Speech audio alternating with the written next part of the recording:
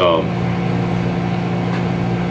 what's up, guys? It's Mike. Talking to my friend Ben, and we're basically talking about lagging body parts. So, anyways, man. So, like I was saying,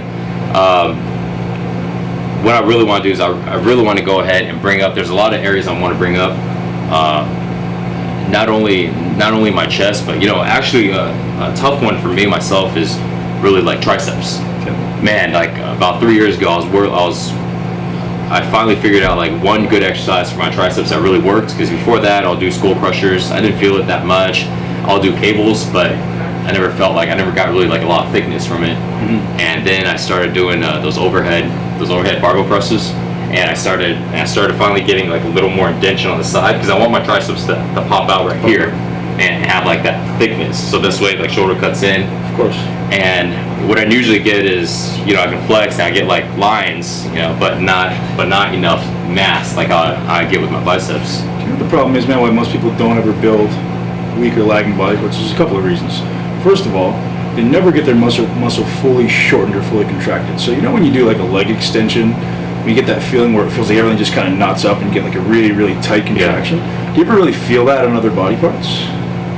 Man, honestly, like I feel that on my back. I don't know if I think that's what it is, because I feel it good on my shoulders. I feel it good on my back. Your strong body parts you do, but your weak ones don't. I don't ever feel like that on my chest or my triceps. But the reason is because typically with like biceps, triceps, chest even, certain body parts, it's not natural to get that muscle really short and contracted. So like a tricep, for example, like a fully shortened tricep is actually like back here.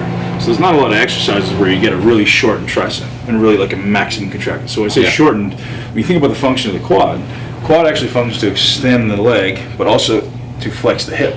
So when you do a leg extension, this position is really, really short position for a quad, so it feels like it's really getting knotted up. Yeah. So for you to replicate that with like a chest, with tricep, bicep, you need to actually know what the mechanical range is. Yeah. So it's really simple. I mean, it sounds complicated, but it's really simple if you know it. So for a tricep, you want to get somewhere back here in extension.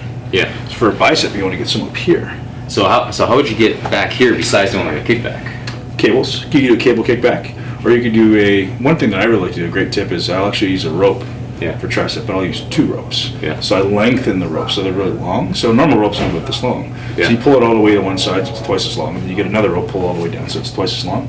So now you can actually get back here. Holy shit. Still using tension, right? So you grab 2 ropes, so it's so this way you have room to really get around your body, because normally your body kind of gets, if you use a bar, it's going to hit your body, right? So if I use 2 ropes, now I can get beside my body, past my body, and actually get that tricep really, really short. And if you actually just do that, sit up tall, you try to extend behind your body, you'll feel how that tricep knots up. It almost feels like you're doing a leg extension, right? Most of the time, you keep it in front of the body. Yeah, but right there, right, so it barely even locks out. One of the main functions of the tricep is to actually extend the shoulder joint. Yeah. People don't consider that. So you want to consider that when trying to get your muscles fully shortened. Once you get really strong in that fully shortened position, you get proportionally stronger in the mid-range, but you also get your ability to contract the muscle will be so much greater. So that's probably the best tip I can give you. Same thing I told you the other day with pecs. It was like coming over here. Yeah. Right? When do you ever get to that position? Never, unless you're using it specifically for cables or something like that. Yeah. So what do you think about so let's say I fully shorten my tricep all the way back, but only on if I do it with a rope, what do you think as far as putting on size? Do you think it's going to put on that size? It's not necessarily, it will. I mean, people have this misconception that only free weights build muscle. In reality, taking a muscle through its entire contractile range under tension is how you build muscle. So people go, free weights is the only way. It's bullshit, man. It's complete bullshit. It's things you've read in the magazine from the 80s. Do you think things have advanced from the 80s? Of course. People know a lot more. Back then you thought, well, this is heavier, so it must be better. Yeah. Machines and free weights, not one is better than the other. Both of them have a place. It's all relative to your strength curve, which is probably beyond the scope of what you need to know. You need to know that you need to train your muscle through its entire contractile range. You need to get it fully shortened and contracted, and you need to get it fully lengthened and contracted. Yeah. So like you were just saying, you were doing overhead movements tend to work really well for you because it's something you've probably never done before. Yeah. Most people do triceps and they're here. Yeah. You want to be able to take it through this range and through this range. So I think that's probably why, because even when I do skull crushers, it's only or you do tricep push downs and it's here. So you're missing this part of the range and you're missing this part of the range. And I think I was able to feel it more because I was able to come all the way back. Big stretch, and you're engaging at a different point of the range, which you wouldn't normally do. Yeah. You know, the best way that I've ever built my biceps, believe it or not, is using really light weights here.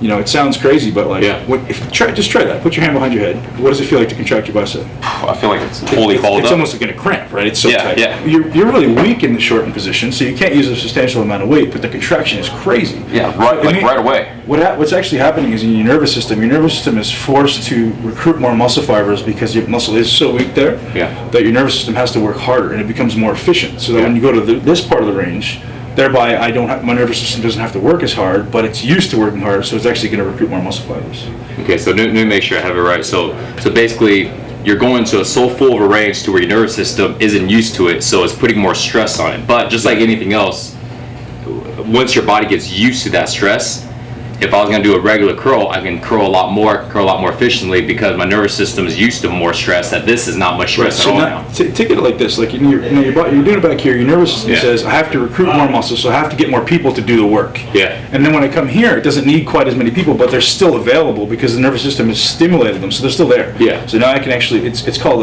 exciting your nervous system. Really, it's increasing the excitation threshold. Really, is what it's called. Yeah. And now when I come here, my body has a greater ability to contract the muscle in this mid-range. Yeah.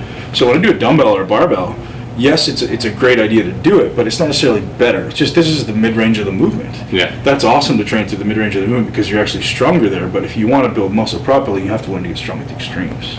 And most people don't have a clue about that stuff. Yeah. That's huge for weak point training. Huge. Man, so if you're gonna, how would you hit biceps this way? Cables? Good question, right? Exactly. Shit. Yeah. So you actually want to have shoulder flexion and elbow flexion. So bicep. Yeah. It's amazing how effective that is. The weight is very light. But to start the workout with that, get the nervous system excited, get the muscle really, really contracted, and then you can go on to doing your stuff in the mid range. Do you ever go heavy in a range to where it's fully short? As heavy as you can, but it's hard to go heavy, man. Yeah. It really is. Yeah, I guess you wouldn't really have to because you're going heavy on the other ranges, so. Exactly. So here it's just about specificity of contraction. Like you said, your weak body part or your strongest body parts. When you contract them, it feels like it really just like knots up and just contracts. But your weaker ones, they kind of flutter, right? Someone who's got weak biceps. I used to come here, and my biceps used to be a weak point. Yeah. I come here and contract, but it wouldn't be like a rock. Yeah. Now I come here because I've been training back here so much. I come here and it's just like it's a rock. Yeah. Whereas before it kind of used to be, fluttering a little bit. Kind of like most people with their weak parts. Most people's back. When you contract your back, does it knot up or does it kind of go? Yeah, for me, I can cramp up my back immediately, like on the spot. It's a maximum contraction. Yeah, but then triceps, man. Okay, so double rope. So if I was gonna do something like that, because that gets me all the way back even here. Just a simple bench dip, man. Like sitting off the end of a bench and doing a dip. Yeah, it's a great exercise. Yeah, it's a different part of the range because you're extending the shoulder as well. So just getting that full range. Yeah, man. And with biceps, the thing we spoke about the other day is, the simple idea of going back here is awesome, but if you're going back here and you're not supinating, you're not getting a shortened biceps. So it's all about that supination, turning the palm up.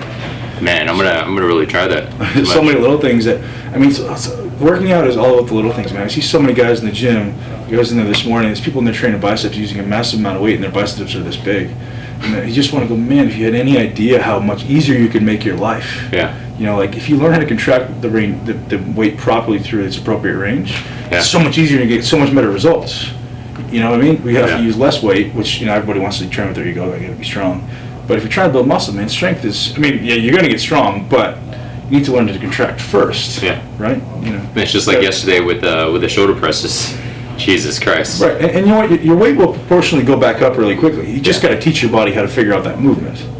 Right. When I learned how to do bent rows properly, I went from doing bent rows with 4 plates to doing bent rows with like a plate and a quarter, and I was struggling. And now I'm back up to doing with 4 plates or 4 plates and a quarter. But then your back blew up. Because my body figured out how to contract through the proper range so to get it short, as opposed to just moving it. Yeah. Now I'm actually contracting it, which is all the difference in the world, right? Yeah. So. Nice, man. Yeah, that's all about overcoming weak body parts, man. It's getting it short.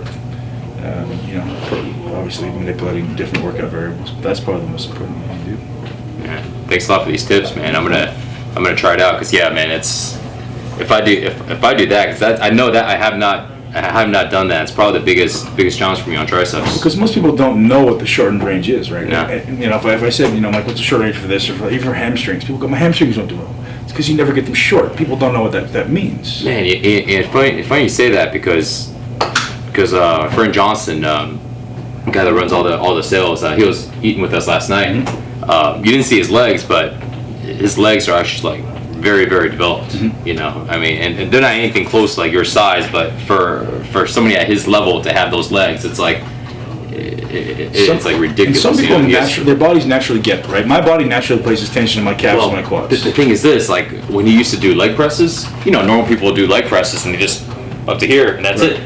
He would move his hips all the way up and he would press like that. He would come all the way right here. Right. I mean, it's to the point where most people wouldn't even be able to breathe. Right. And so, and you know, the area between the seat and, you know, that little bit on the bottom and your back, well, his butt wouldn't even be right there. His butt would be right here. Rolled up. So yeah, so then his lower back will be in that corner, and it's very awkward for your back. But he was able to. That's one of those balances, right? You may be able to get a greater range of motion for your legs, but it's gonna put your back in compromise. So it's kind of. He was kind of used to it, so Yeah. and then he was able to do that with like 13 plates back in the days, and that's how his thighs got just stupid ripped, man. He had so much definition on there. So probably not the best idea for everybody. Nah, but for some people who are, you know, my back is just. I mean, I was 21 years old, deadlifting 800 pounds with no belt. Yeah. Because I've got a very strong lower back. My back can pretty much sustain anything. Yeah. Hopefully. Right. But the whole idea is his range of motion was so good that's why his legs, like me and him trained legs together, and my legs never looked like this. But I could never go in that range of motion. Some people's body just puts tension in certain places. My body puts tension in my calves, but my body puts tension in my quads. Yeah. Those muscles just grow. For me to build my weak body parts, you have to control where the tension is going to go, and by learning shortened ranges, by learning to manipulate tension, in tension, the things we were talking about. Yeah. Like how do I place tension on my chest? Yeah. You're doing a bench press. You know, does the tension automatically go in my chest? Yeah. Well, no. I mean, the tension is going to go wherever you put it or wherever it wants to go. Yeah. You know, how many times do you do a heavy bench press and you feel your triceps and your shoulders, but not at all in your chest? Honestly, if I don't try to feel my chest, automatically chest and shoulders. Because you aren't in control of where that tension goes unless you're trying to do that. People just go in the gym and they're doing bench press. Man, you're not training your chest. You're training whatever the hell your body wants to train. You're moving away from point A to point B. Yeah. If you're trying to train your chest, you have to learn to place tension in that area. It's not complicated. You just got to learn how to do it. If I ask you, you're right-handed. If I ask you, Mike, right with your left hand, how long is it going to be difficult for you? Oh yeah. Of course. For the first few days, it's going to be hella hard, right? Yeah. After a couple weeks, guess what? Knocking it out. It's easy, just like anything, man. It's just like, you know, throwing a baseball. If you got to throw a baseball with your right hand, no problem. If I say throw a baseball with your left hand, first 10 times you do it, it might suck. But after that, you're going to be master. Just like anything. You know, so just you got to teach your body how to place tension. You got to teach your body these new movement patterns. And it's not rocket science, man. It's really simple, but nobody knows how to do it. Yeah. Because, you know, it's usually the blind leading the blind. It's everybody watching the biggest meathead in the gym who has no idea what he's doing. He's probably just training twice as hard or twice as much or taking whatever or eating twice as much. Yeah. Or maybe he's genetically blessed. And these are the guys teaching everybody else. And that's why the world is so misled, man. But hopefully we can provide the right information to the world and say, you know, this is how you should be doing it. Yeah. And hopefully people can actually start getting the bodies they want.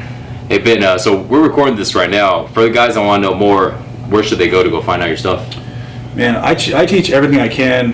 Ben Pakulski /mi40.com. benpakulski.com /mi40. Man, my life quest is about learning the optimal information, learning the most optimal information, so that I can compete with the best guys in the world. Yeah. I don't have the best genetics, man. You look at me. I mean, I'm probably above average, but certainly not as genetically blessed as some of the guys I compete against, right?